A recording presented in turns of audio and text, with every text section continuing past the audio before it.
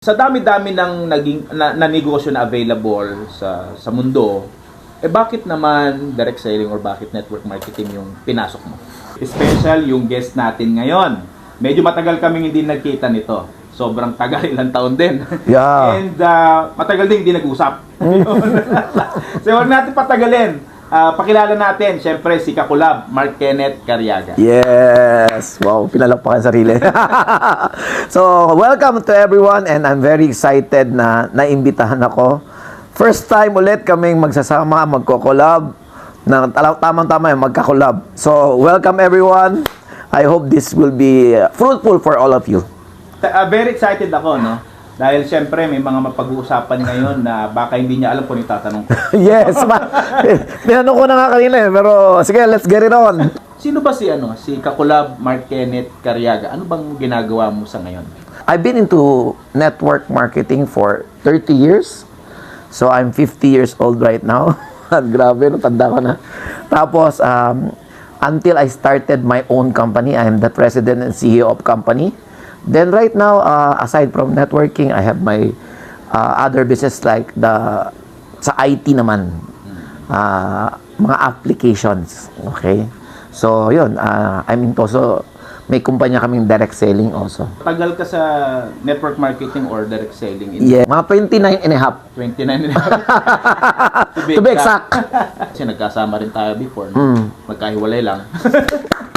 Talagang very successful. Amen. Kumita ng milyon-milyon. Yes. Tayo magpapakita ng cheque dito. Oh, wag. Tayo magpapakita ng mga kotse-kotse dito. Wag. Okay, so walang power, walang grabe. Wag. Okay, but you are successful. Amen. Okay, even top leaders in other direct selling companies still calls you mentor.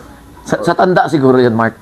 Sa tanda ko sa industriya. Sa dami-dami ng na negosyo na available sa mundo, bakit naman direct selling or bakit network marketing yung pinasok mo? Unang-una, when I started network marketing, I was a student. I'm a physical therapist by profession. And nung na-discuss sa amin yung network marketing, I really like the concept.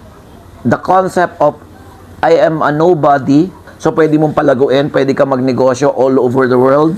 Yun yung siguro, kaya napondo sa utak ko yung international business. Yung pwede ka mag-multiply, exponential growth ba? Hindi lang siya yung linear growth. Kasi doon ko nakita, na-appreciate yung concept. Ang ganda yung alam mo yun, it's not just about money eh.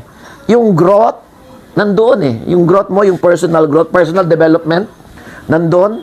Tapos yung mental toughness, yung emotional quotient mo. Hindi kailangan masyado eh.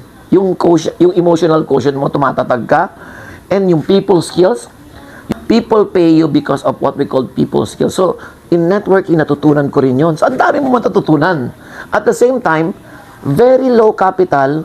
Tapos, social capital actually eh. Ang kailangan mo, alagaan mo lang yung social capital. Ano yung ibig sabihin social capital? Kasi meron tayong capital, pera yun. Yes. Diba? Ano yung social capital? Una-una kasi pag sabi natin money capital, katulad ako, I own a business, yung namin sa Robinson's Galleria. So I have to pay 300,000 na rent. Ang operation ko pala 2 million. That's money capital. Ang social capital sa networking, i-connector ka lang eh. Parang middleman ka lang ba? I-connect mo yung kampanya, tapos i-connect mo doon sa product na may kailangan. Or i-connect mo lang sa mga taong gusto ng opportunity. Yung mga natutunan ko sa seminar mo, ang ganda ng ginawa mo, di ba? May you na eh.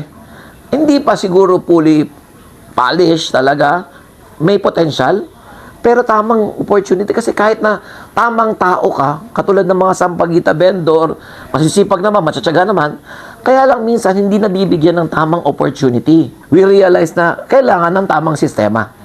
That's what I learned yung throughout the years, yun yung mga tinuturo mo ngayon dun sa seminar mo na talagang sabi ko, kung matututunan at makikinig lang talaga sila, nako, they will become successful. Hindi ibang tao ang magpapasucceed sa kanila. Sila, tamang opportunity at tamang system.